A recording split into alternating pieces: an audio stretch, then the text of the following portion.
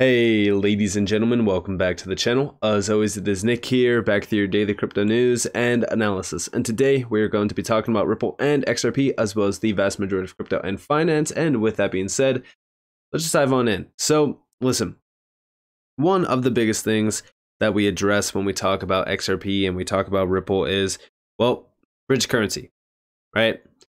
Everyone will say XRP is going to bridge all the money, XRP is going to be this, XRP is going to be that. When I look at XRP, I don't see XRP as just being the one currency to bridge everything. I don't think that XRP is going to grasp all of the money, but I do think that XRP could be tapped in through a lot of the major money movement markets. One of the biggest ones is obviously the UK. Because we've addressed it in the past, the FX market, which is, $7.5 trillion per day. Big market. The UK is a dominant force regarding the FX market. I think the last time we looked at it was like 38% they make up, which is a lot of money. It's a massive amount of money. And we know that Ripple is tapped in the UK. We also know that they have, utilized XRP quite a bit within a lot of POC trials over there around the Bank of England, and we know that XRP has become a key significant pillar around a lot of these major use cases. Now, does that mean that Ripple is obligated to only utilize XRP? No. And I think that this idea regarding that is just ridiculous anyways. I think that when we look at the liquidity hub, for an example, this is where we kind of see that being confirmed, right? This is where XRP is not really shined upon. It's more so multiple currencies. And for those out there that are saying, well, XRP is not even included in the liquidity hub, we already know the statements behind this was we will add XRP when XRP has no regulatory uncertainty, which we're kind of right at that point. But again, does that mean that XRP is going to be added to this immediately or possibly even later? We don't know, right? We haven't seen any confirmation of this. We haven't seen any major update regarding this. But in my opinion, XRP will most likely be added to the liquidity hub eventually. It just makes sense. But beyond this, the reason why I'm bringing this topic up is because I seen a video posted by Crypto Eddie. When you see, I first heard Ripple using additional digital assets to bridge from Navin Gupta about a year ago. It seemed to be in play. Brooks Entwistle 2 weeks ago in Singapore talked about RippleNet having a bridge asset in the middle, or XRP or others, to take out that 7% spread. Listen closely. And so we've stepped in with a blockchain-based solution. We've built a global network of 70 plus countries at RippleNet with world-class banks, fintechs on both the sending side and receiving side, and put a bridge digital asset in the middle, our XRP or others, where we can move that value very quickly, take out that 7% spread, make sure there's reliability. We believe it's an efficient and green solution, and we cover most of the world with it right now. So we've got great uptake. And so incredible statement there. I mean, 70 plus countries, they cover, a large portion of the world. But beyond this, right? Yeah, there could be other currencies. But the reason why he is saying this is because they need to tap in on the most liquid asset. Now, does this mean that XRP is not going to be used? No, that does not mean, XRP is not going to be used. What this makes me think of is why the AMM feature is so damn crucial. And we've talked about this, right? Back in the beginning of October, Mickey B. Fresh, Mr. Fresh Time, posted a full breakdown regarding the AMM LP series, and also talking about the value of yield bearing crypto assets, and also the feature regarding the XRP ledger. And it's actually a Medium post by himself.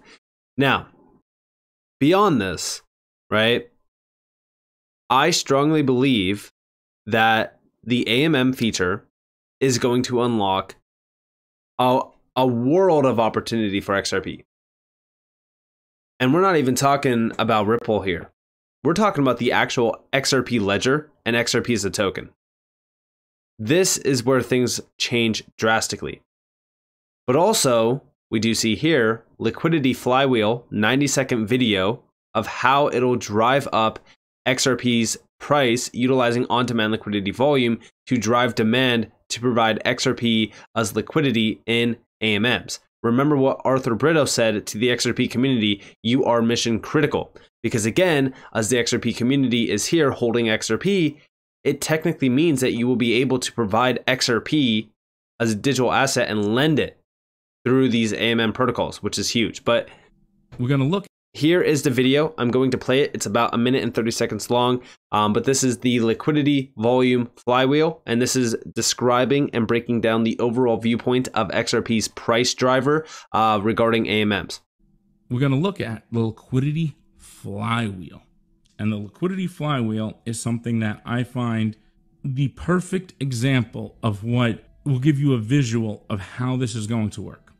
I'm sure many of you will get this. Some of you, it might go over the top of your head, but stick with me here. So volume through the pools means increased fees, which means increased liquidity provider returns. Now there's a continuous auction mechanism, and since the XRP ledger, it's at a network layer, the arbitrageurs will be paying for the rights. So that's additional revenue. That drives up liquidity returns, right? Which means deeper liquidity because more people now come into the pool. Drives liquidity deeper. And what does that do? Drives slippage down. Slippage goes down, volume goes up. And then volume goes up means the fees go up. Fees go up, liquidity providers make more. And round we go. That's the liquidity flywheel. That is what is going to drive the value of XRP up. Once you have the liquidity at the bottom, it's not a smart contract liquidity. This is built into the network. So that means you can build little smart contract applications on top of it. It's going to be far superior than Uniswap. Now, with that video in mind, I do completely agree with this. Listen, this is really what gets me very excited about XRP, specifically with these AMMs. Now, we started to see the voting process begin around this. We still have to be patient on this, but I really do think that this is going to provide a door of opportunity that is so vast for XRP and XRP holders. We are the key. Holders are the key. This is also why I say, like, you know, I will never sell all my XRP. I have a bag of XRP that I just will not touch because I do foresee a future where we are earning tons of money on just providing XRP in either liquidity pools or even lending XRP to major banks and institutions, because I don't think that there is enough XRP out there. But also, outside of this, RTGS cross-border liquidity and settlement solution. Now, like I said, going back to that initial statement, this AMM feature will make XRP, in my opinion, the most liquid asset in the space. And it's all about the most liquid asset. Liquidity is so damn crucial here. And this is also why I think that XRP could very well be a dominant force within the space, specifically around payment settlement and also just liquidity provisions itself. But this is from Crypto Eddie, Marcus Treacher, Executive Chairman at RTGS Global, former Senior VP at Ripple, April 2016 to December of 2020. The RTGS cross-border liquidity and settlement solution, atomic settlement with a revolutionary way of thinking about that liquidity. Not explained in detail, need researchers here, not speculators. And again, you know, we could speculate all day long. I'm pretty sure that the RTGS platform, which is being talked about here, which is RTGS Global, is not using any blockchain or DLT from what I've seen. But again, there's some great interesting facts within this video that is mentioned. And well, tell us about RTGS Global's approach there. You mentioned that's the problem you're trying to solve. What's I guess different about the approach to cross-border settlement that you're providing? Our solution enables the funding required, the placing of that liquidity to happen immediately and what we call atomically. And that means that the money is moving between the currency that the payment is starting at to the currency that the payment is going to end at immediately and without any half payment problems. So if you're making a payment in the UK again, £1,000, that £1,000 will only move if at the other end of the flow, let's say in Brazil again, or in the USA, the equivalent of dollars have moved as well. So we make the whole transaction atomic, and we also have a revolutionary way of thinking about that liquidity so that we can make that movement happen at any point in time, any time of day, any day of the working week, and ultimately to any value. And again, you know, this is all right on par with what we have said in the past as well. Like, atomic settlement is revolutionary to the RTGS systems. Now, like I said, RTGS Global doesn't mention any use of DLT and blockchain. And I'm pretty sure that they've put out statements regarding the fact that they aren't tapped in through DLT or blockchain at all.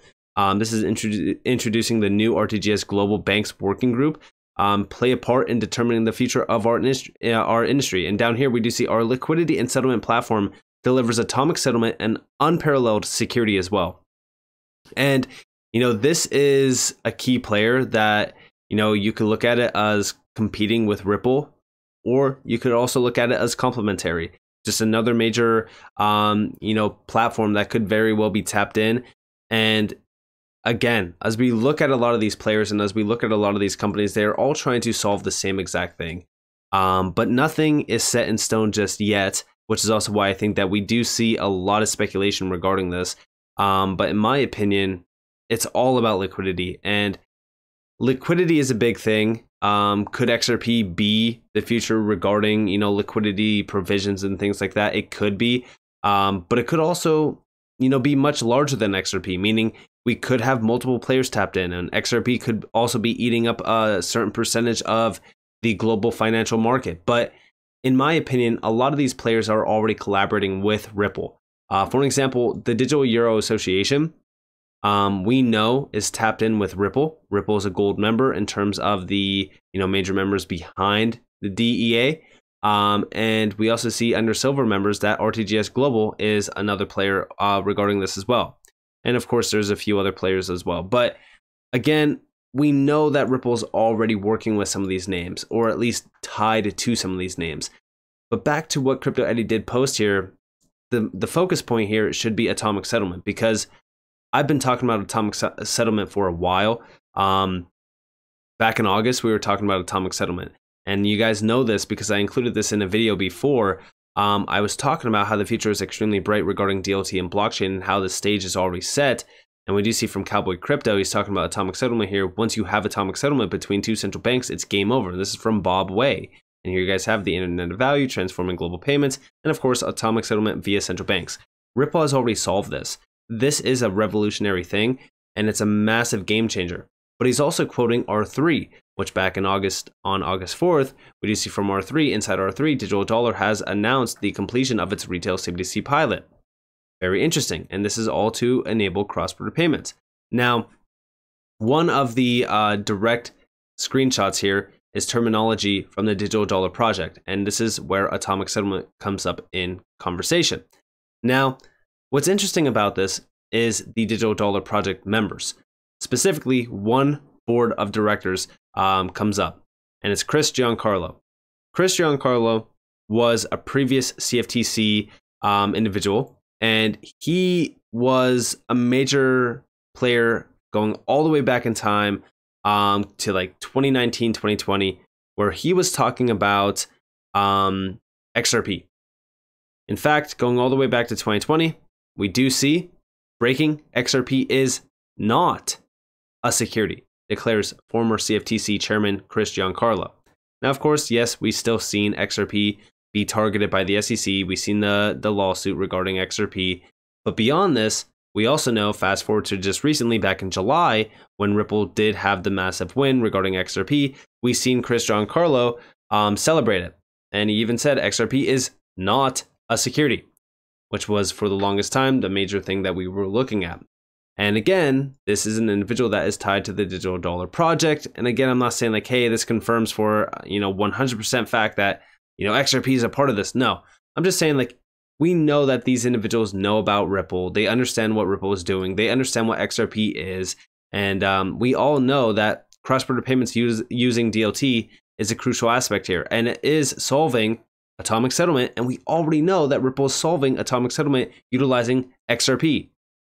Outside of this, we also seen this get posted back in April by ISO 2822. Let's do it. RTGS leveraging DLT equals CBDC on interledger protocols to provide central bank settled cross-border payments via atomic settlement. Now, this is an older document. This goes back to 2019. But what's very interesting regarding this is different models for cross-border payments. Now, within this, they talk about the different utilities. We do see this could translate into a new model altogether. And they're actually talking about the 7 design scenarios for the future of cross-border payments. Our main objective was to propose a blueprint to take correspondent banking into the digital age. But they do say or represent changes to the way the system works today. For example, in relation to the messaging system /type /content or the introduction of utilities, key requirements were settlement, liquidity efficiency, availability, ubiquity, transparency, predictability, and interoperability of systems. These are all the key things regarding this new system. And they do talk about SWIFT. And they also talk about regional RTGS. And beyond this, they also talk about the clearing bank, ACH interconnectivity, market utility, RTGS interconnectivity, leveraging DLT and synchronization. And then also, they do just talk about policy regarding this. Our main objective was to propose a blueprint to take correspondent banking into the digital age. And again, everything being talked about here is APIs, DLT, blockchain. Now, there's no mention of Ripple, there's no mention of XRP. But listen, at the end of the day, the main thing to go off of here is the fact that blockchain and DLT is the future. And it was even clear back in 2019. Then, combining all of the documents and all of the facts regarding Ripple and all of the facts regarding XRP and the new AMM features, right? Like, because that AMM feature, I'm telling you guys right now, this is the secret, the big secret behind XRP. Because this is going to unlock a ton of opportunity for XRP. Because the more liquidity there is regarding XRP, and the more liquid XRP becomes, the more and more bullish it becomes. And the doors of, tapping into XRP, utilizing XRP in the global system also becomes a lot bigger. This is what gets me very excited regarding the AMM feature. But outside of this, this is why I think that everyone should be, fully centered out on the most efficient, the best in class technology. And we know from documents that Ripple is that technology. Ripple has already been a part of all of the major POCs. Ripple has already been tied back to all of the global, organizations regarding, finance and payments and payment technology. And hell, even going back to August, we've seen Ripple join forces with the central bank of central banks, aka the BIS. In my opinion, the arguments behind, is RTGS global competing with Ripple, or is anything competing with Ripple? I think it's just a waste of time, because in my opinion, Ripple has already won. And, Ripple is becoming a dominant force. And as we look at XRP and the XRP ledger, well, guys, these upgrades are changing the game for XRP and the XRP ledger. And this is what gets me very excited about being an XRP holder. So with that in mind, I hope that you guys enjoyed this video. If you guys did, definitely leave a like, subscribe, turn notifications on for more free content. You guys are more than welcome to follow me on Twitter and join the free Discord in the description below. And with that being said, guys, this has been Nick. Peace out.